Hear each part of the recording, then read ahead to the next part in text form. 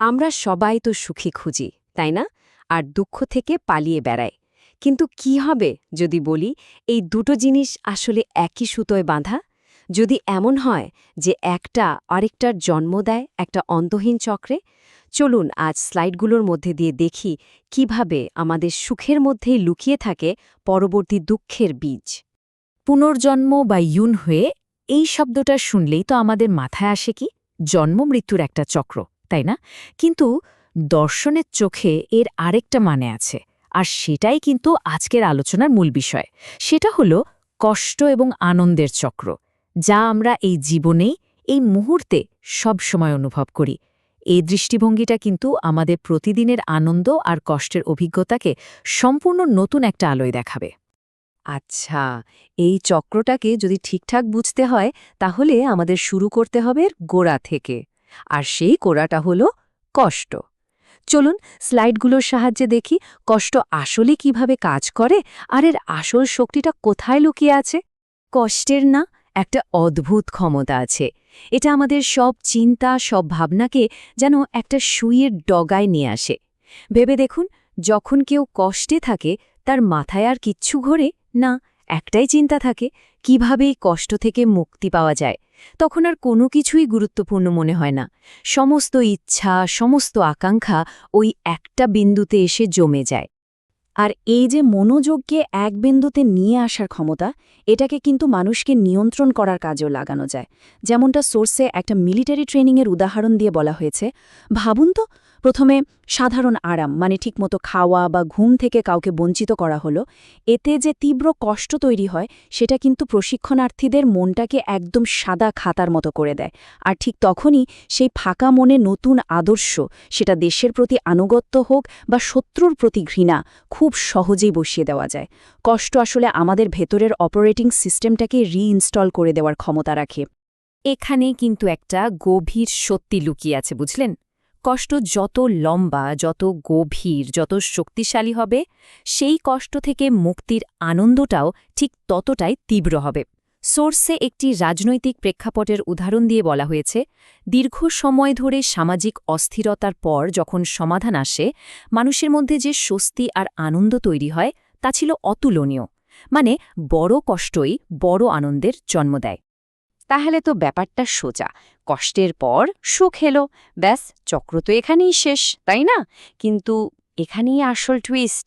চলুন দেখি কেন সুখ এই চক্রের শেষ নয়, বরং এর একটা নতুন শুরু মাত্র। আসলে সুখের স্বভাবটাই হলো এমন, ভীষণ ক্ষণস্থায়ী।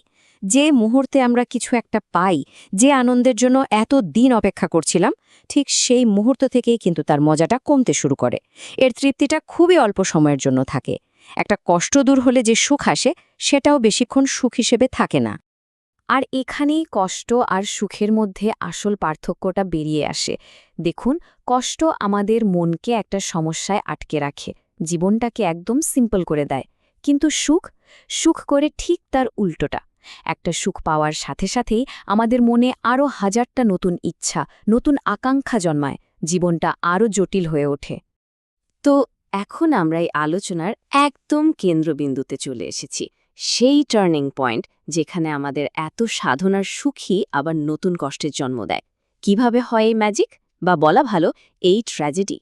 প্রশ্নটা হলো, কোন জিনিসগুলো আমাদের এই সুখের খোঁজকেই একটা নতুন ধরনের কষ্টে পাল্টে দেয়? কারা সেই এজেন্ট? উত্তরটা খুব সহজ, মাত্র দুটো শব্দ: লোভ এবং অজ্ঞতা। এই লোভ আর অজ্ঞতা কিভাবে কাজ করে, তাই তো? আচ্ছা, একটা উদাহরণ দিই। ধরুন কেউ অনেক টাকা পয়সা কামিয়ে খুব সুখী হলো, কিন্তু তার ভেতরে থাকা লোভ তাকে ফিসফিস করে বলতে শুরু করলো, এতে হবে না, আরও চাই, আসল সুখ তো আরও বেশিতে। আর তার অজ্ঞতা তাকে এটা বুঝতেই দিল না যে এই আরও চাইয়ের চক্করটায় তার মনে নতুন টেনশন, নতুন অশান্তি তৈরি করছে। ঠিক একইভাবে কাঙ্ক্ষিত মানুষটিকে পেয়ে যে সুখ, সেই সুখটাই লোভে পড়ে নতুনত্বের পেছনে ছোটে, আর অজ্ঞতা পুরনো সম্পর্কের মূল্যটা ভুলিয়ে দেয়। এক জায়গায় নামডাক হওয়ার পর আরেক জায়গায় খ্যাতির জন্য দৌড়ানো, এই যে অন্তহীন দৌড়, এটাই সেই গোলকধাঁধা যেখানে আমাদের পাওয়ার সুখটাই হারিয়ে যায় আর জন্ম নেয় নতুন কষ্ট। তাহলে কি দাঁড়ালো? আমরা কি এই চক্রে আজীবন ঘুরপাক খেতে থাকব? না, এর থেকে বেরোনোরও উপায় আছে। চলুন, এই আলোচনার শেষ পর্বে আমরা দেখি কিভাবে এই চক্রের বাইরে গিয়ে একটা ব্যালেন্স খুঁজে পাওয়া যায়। এর প্রথম ধাপটা হল মুক্তি বা হেঠাল। এর মানে কি? এর মানে হল সবসময় এই ব্যাপারে সচেতন থাকা যে কষ্ট যেমন সুখে বদলাতে পারে, ঠিক তেমনি সুখও কিন্তু নতুন কষ্টের কারণ হতে পারে। এই চক্রটা যে চলছে এটা বুঝতে পারাই হলো এর থেকে বেরোনোর ফার্স্ট স্টেপ। আর ফাইনাল গোলটা হলো নির্বাণ বা ইয়োলবান। নির্বাণ মানে কিন্তু সুখ বা দুঃখের অনুপস্থিতি নয়, এর মানে হলো কোনোটাইকে আঁকড়ে ধরে না থাকা, এই দুয়ের মাঝে একটা শান্ত স্থির অবস্থা বজায় রাখা। এটাই সেই মধ্যম পথ। সোর্সের লেখক তার ৫০ বছরের জীবন দিয়ে একটা হিসেব দিয়েছেন। তার মতে আমাদের জীবনের প্রায় ৭০ ভাগই হল কষ্ট, ২০ ভাগ শান্তি আর মাত্র ১০ ভাগ হল সুখ। এই সংখ্যাগুলো কিন্তু আমাদের ভাবতে বাধ্য করে, তাই না? আমরা কি জীবনের ওই সামান্য ১০% পেছনে ছুটছি, নাকি ওই ২০% শান্তিকে আরও বাড়ানোর চেষ্টা করছি?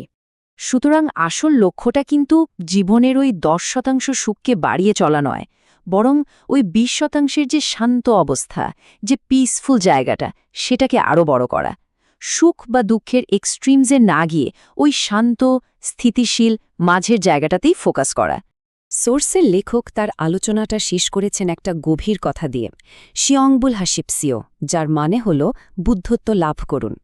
এটা শুধু একটা শুভেচ্ছা নয়, এটা আসলে একটা পুরো দর্শন, যা আমাদের লোভ আর অজ্ঞতাকে জয় করে সেই পরম শান্তি আর জ্ঞান অর্জনের দিকে এগিয়ে যেতে বলে।